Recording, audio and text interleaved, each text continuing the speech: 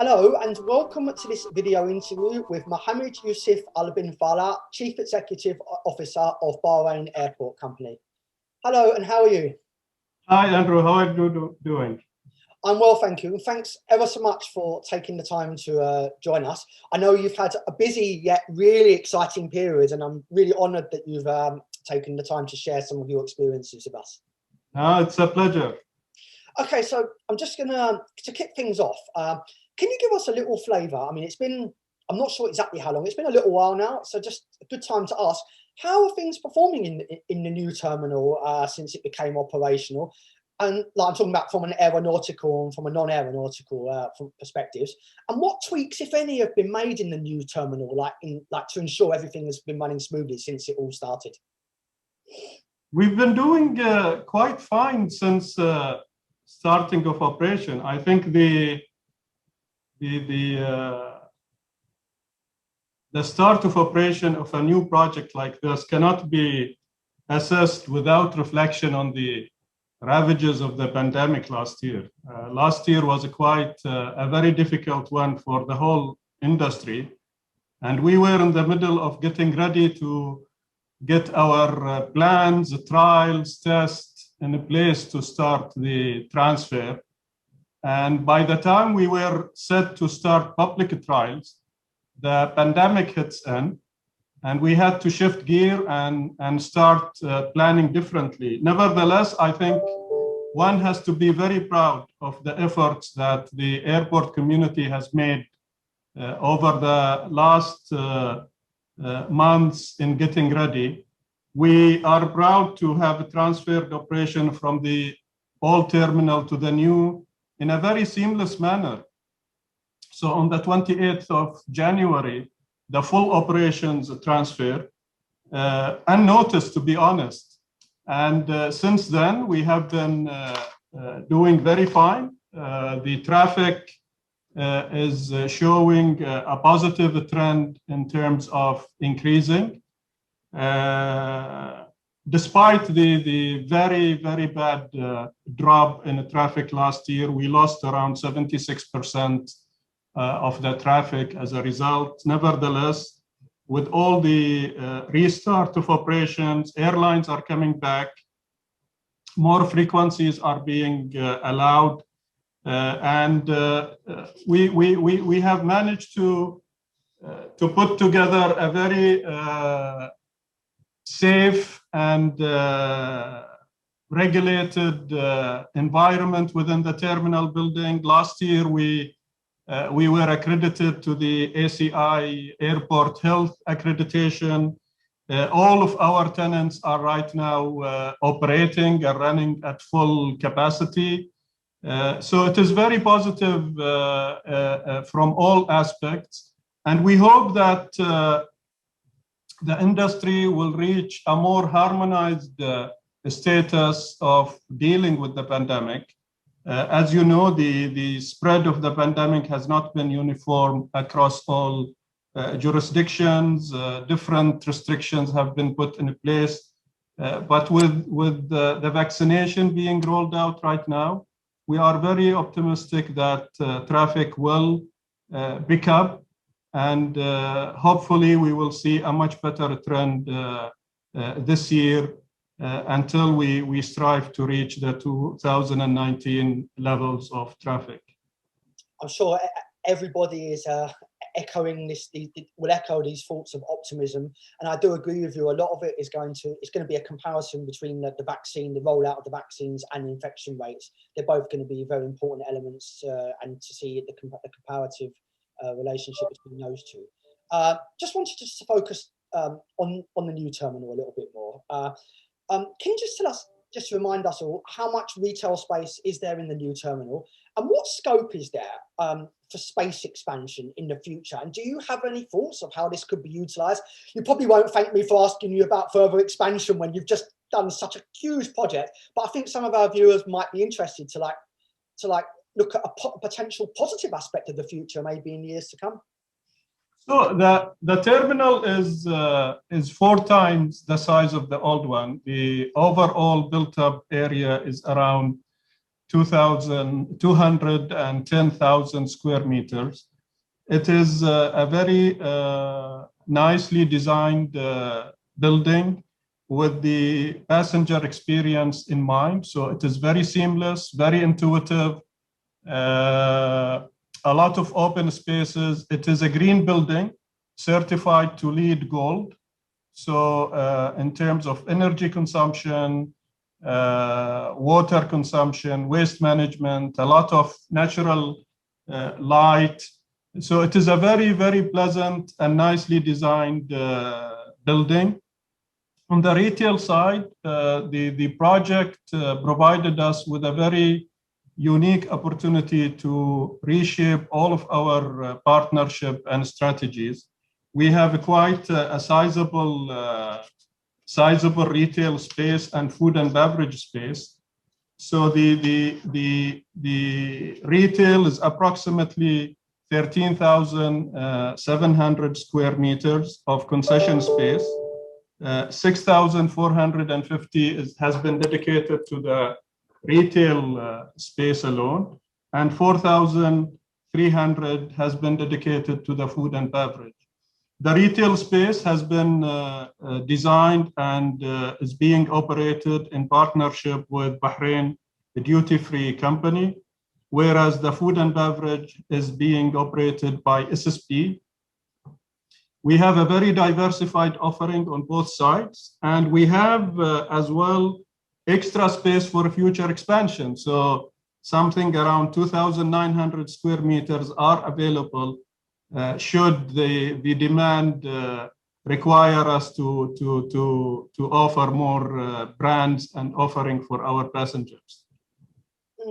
And you mentioned, obviously, Bahrain duty free there. As far as I'm aware, please correct me if I'm wrong, you have a 15-year, I think it's a 15-year agreement that you have with them. Obviously, can you just maybe offer a little bit more of an insight into the vision? What's the vision for the coming years? I mean, you've just done this excellent project, this fantastic, groundbreaking project. But what's the vision for the coming years? Because for the coming years in partnership with Bahrain Duty Free, and I suppose you might even want to mention SSP for that matter. I mean, you've got lots of other partners as well. So the partnership approach is huge. But just maybe Bahrain Duty Free first would be a good place to start. So we adopted a strategy where we have distributed the offering among different vendors, if you like. Duty free is, or core duty free, is managed by Bahrain Duty Free, whereas the specialized retail has been tendered out to more than one service provider. So we have the likes of Relay, WH Smith, Boots, and a few others. On the SSP side, we've divided the food and beverage between airside, which is outlets in the security restricted area, versus landside offering. So the landside, we have it outside the SSP concession, and it is quite diversified for our passengers.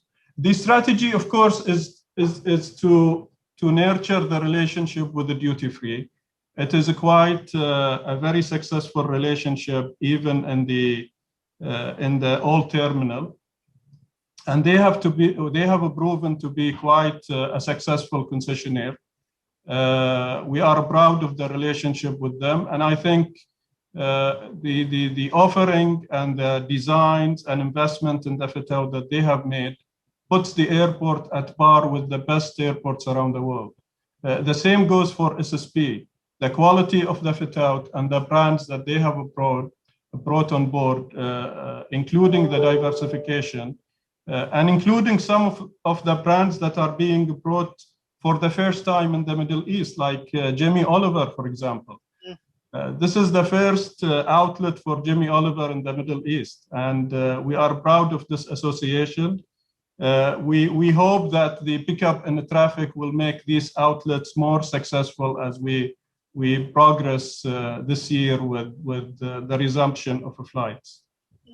And I mean, there's so many things I could talk to you about, new concepts. But I know that when I spoke to Bahrain Duty Free, they mentioned about these lockers. You've got, was it locker system in arrivals or something? So you're clearly trying to, like you just mentioned, like Jamie Oliver, you're clearly trying to like stretch the boundaries of innovation and introduce new things. How have customers reacted to I think it's, correct me if I'm wrong, the locker system on arrival? Is it on arrivals? This is a quite an innovative solution which allows you to purchase on your departure leg of the flight and collect your merchandise when you arrive. And the lockers are automated. You are provided with an access password and a message that will tell you the number of the locker. So when you arrive, you simply go to that particular locker and access your merchandise. We are working actually with them for something similar on the departure leg of the passenger journey. And currently this project is in progress. Great. And just a couple of questions to end off with. You mentioned at the start of this interview, obviously you mentioned the pandemic. I just wanted to ask, you talk about the partnership feel you have with the various operators.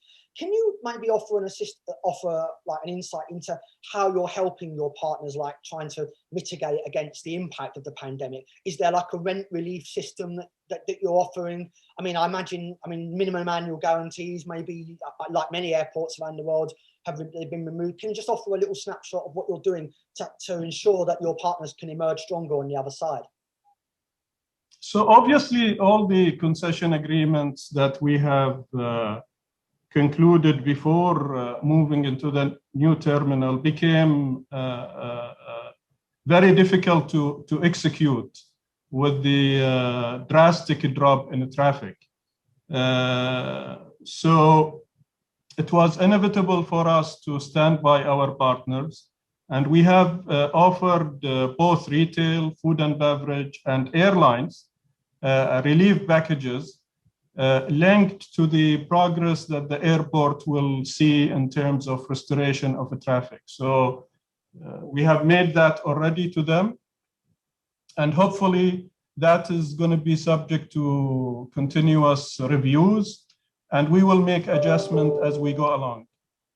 Okay, and just to end off, I just wanted to focus on one particular topic, which is, it's not only close to the hearts of everyone at TRBusiness, but it's becoming more and more prominent in the duty-free industry, is sustainability and elements like corporate social responsibility. How much emphasis are you as a company placing on sustainability, trying to, do that, like go that extra mile to like think about protecting the environment?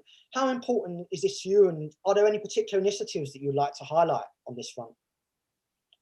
We are a member of the Airport Council International, ACI, and ACI is very keen on sustainability and on setting targets for carbon emissions. We subscribe to this strategy, and this is why we have designed the terminal building to be a green building. It is the biggest green building constructed on the island, and that's because the Vision 2030 of the Kingdom of Bahrain stands on many pillars. One of those is sustainability. And for us, sustainability is a very strategic direction for us. We are implementing a number of initiatives in cooperation with our tenants. So reducing the consumption of plastics, managing waste, managing the consumption of energy within the terminal building are some of the strategies that we are undertaking in collaboration with them to meet our sustainability targets. Fantastic. As I say, well, there's so much other stuff we could talk about. And as I say, from a personal perspective, I really hope I can make it out to Bahrain to visit your new terminal. Just maybe to end off with, what message would you have to anybody that might have, read the media coverage on the new terminal and is eagerly anticipating when restrictions permit visiting the terminal? What message what would you say people can expect from the whole offer in general, retail and the whole new terminal? I think, Andrew, airports have grown up to be a bit overwhelming in general. And I think for those who have had the opportunity to use our new terminal, they will testify that it is one of the friendliest terminal buildings designed in recent years. It is very built around a national character. So we have a lot of culture and artwork throughout the terminal building. We have engaged with multiple local artists to produce original works and sculptures, paintings, installation works. So it has quite a unique character that I am very confident that our passengers are going to remember and to cherish their experience through this building. I think that is a wonderful, positive note to end on. Thank you so much for taking the time to speak to me today. I really hope we can meet in person. And once again, congratulations from myself and all my team for producing such what looks like a wonderful, wonderful new terminal in Bahrain. So thank you very much, Andrew. Thank you for having me. My pleasure. All the best.